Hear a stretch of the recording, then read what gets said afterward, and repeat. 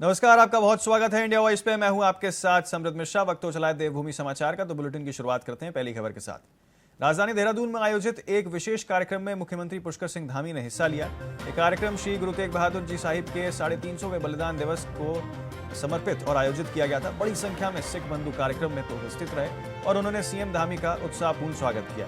CM Dhami ने गुरुद्वारे में मत्था टेककर प्रार्थना की है और कहा है कि धर्म और मानवता की रक्षा के लिए गुरु तेग बहादुर जी द्वारा किया गया बलिदान सदैव अमर रहेगा।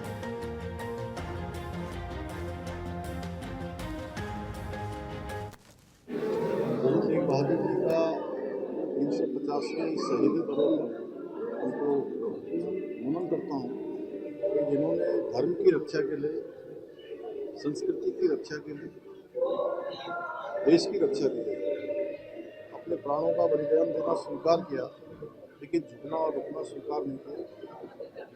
उनके बलिदान को याद करते हुए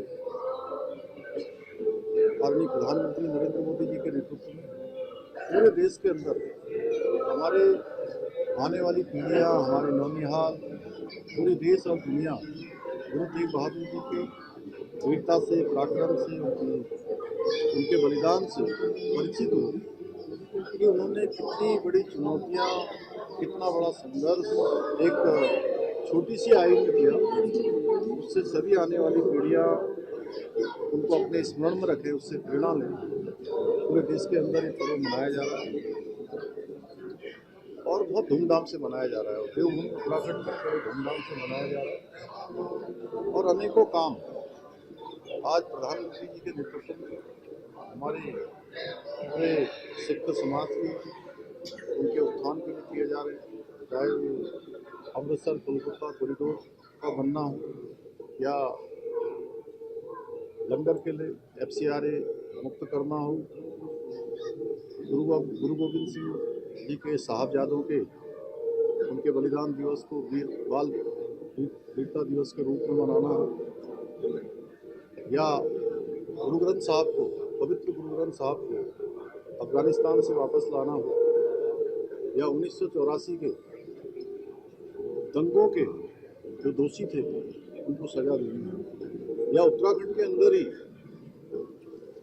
हेमकुंड साहब जाने के लिए जो यात्रा अत्यधिक कठिन और जो शारीरिक रूप से कमजोर हैं उनके लिए अत्यधिक कठिन यात्रा होती थी, उस यात्रा को सरल बनाने के लिए गोविंद घाट हेमकुंड साहब रोपवे का काम स्वीकृत करना होगा। ऐसे अनेक काम यहाँ पर किए जा रहे हैं। हम भी आदरणीय प्रधानमंत्री जी के नेतृत्व में हमारे सभी सिख समाज के उत्थान के लिए हर संभव यहाँ प्रयास कर रहे हैं। अभी अभी हमने शिक्षा में विधेयक लाकर जो अल्पसंख्यक शिक्षा के अंतर्गत होने वाले लाभ हैं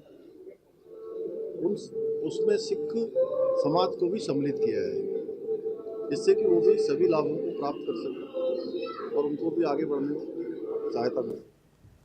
बद्रीनाथ धाम के कपाट बंद होने की प्रक्रिया शुरू हो गई है। श्रद्धालुओं की भारी भीड़ उमड़ रही है और इसी बीच मंदिर को गेंदे फूल से भी यहाँ पर सजाया गया है, जिसकी तस्वीरें हम आपको दिखा रहे हैं किस तरीके से यहाँ पर जो है पूरे मंदिर को यहाँ पर सजाया गया।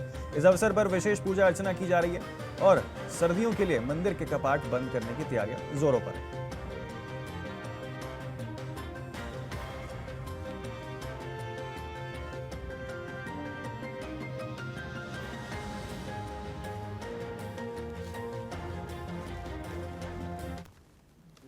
तो उत्तराखंड की धर्मपुर विधानसभा सीट इस समय सबसे अधिक चर्चा में है, जहां कांग्रेस नेता हरीश रावत अपने बेटे को चुनाव में के मैदान में उतारने के लिए पूरी तरीके से ताकत झोंकते हुए नजर आ रहे हैं। स्थिति यह है कि रावत बूथ अध्यक्ष बनने तक के लिए भी तैयार बताए जा रहे हैं। इस सीट से विधानसभा में आपको बता दें कि उत्तराखंड महिला कांग्रेस के अध्यक्ष ज्योति रौतेला और वैभव वालिया भी चुनावी तैयारियों में सक्रिय हैं।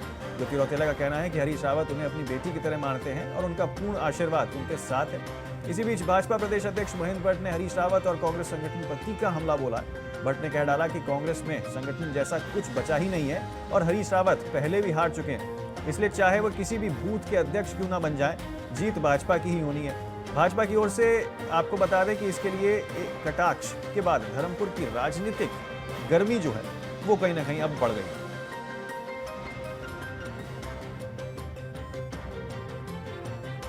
कि कांग्रेस का संगठन नाम कोई चीज नहीं है, उसका संकेत हरीश रावत जी ने दे दिया है। उन पर बूथ अध्यक्ष बनाने के लिए कार्यकर्ता नहीं है और उन्होंने अपेक्षा भी किया कि कांग्रेस के प्रदेश अध्यक्ष जो उनको बूथ का अध्यक्ष बना दे, तो हमें उस पर आपत्ति नहीं है।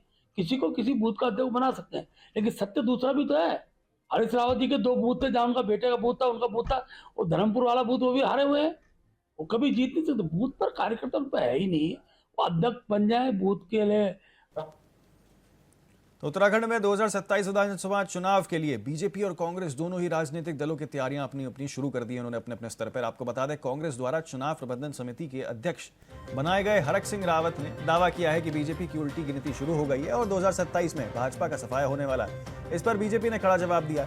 पार्टी की प्रदेश महामंत्री दीप्ति रावत भारद्वाज ने कहा कि हरक सिंह रावत वरिष्ठ नेता हैं, लेकिन उन्हें असलियत को समझकर और समझकर जो है यहाँ पर बयान देना चाहिए।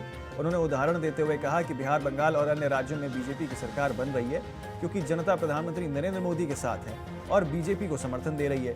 दीप्ति रावत ने यह भी कह डाला कि डबल इंजन की सरकार के तहत राज्य में विकास की गति तेजी में आई है, जो जनता के लिए हित में होगी।